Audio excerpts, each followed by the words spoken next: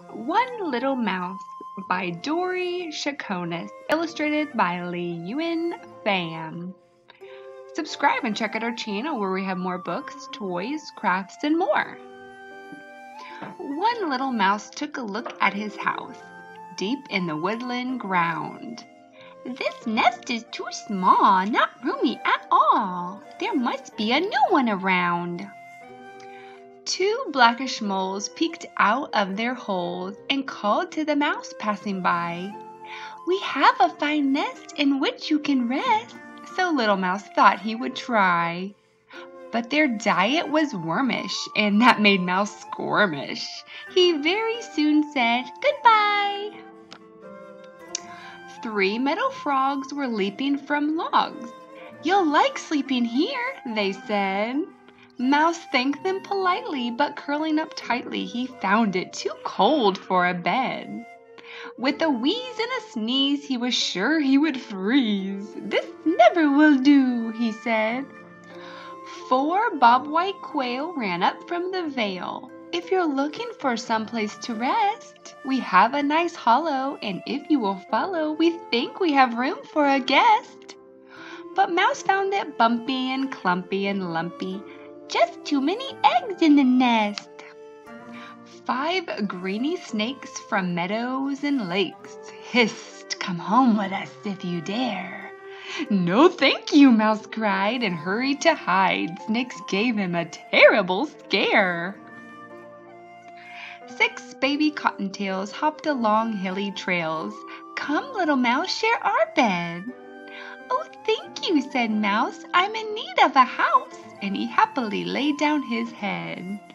But the cottontails bunched up and crunched up and hunched up. "And soon I'll be scrunched up," Mouse said. Seven gray squirrels ran in circles and swirls, then carried Mouse up to their nest. "You may stay here with us if you don't make a fuss." And Mouse said, "I will do my best." But the nut nest was clicky and clacky and cracky. He left without one bit of rest. 8 chickadees flew in with the breeze. "We have a fine place in the willow." But Mouse said, "Dear me, I can't sleep in a tree. Imagine a branch for a pillow." 9 porcupine waddled by in a line. They called to the mouse, "Good day. We have a nice den right here in the glen." "Thank you," Mouse answered, "I'll stay." But their sharp quills were sticking and picking and pricking, so Mouse quickly went on his way.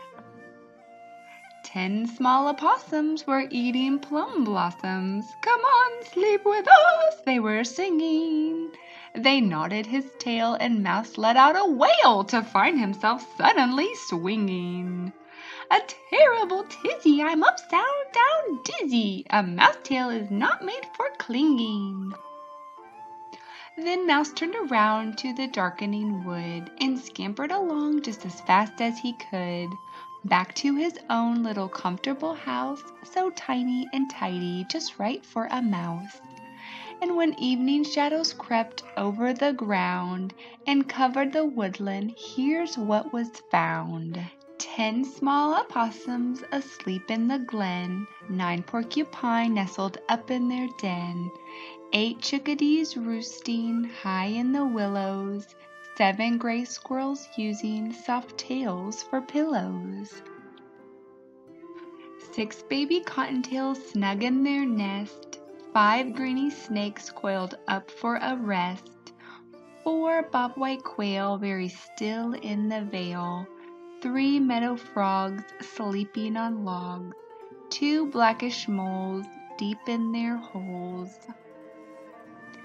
and 1 little mouse, 1 tired little mouse, 1 content little mouse sound asleep in his house.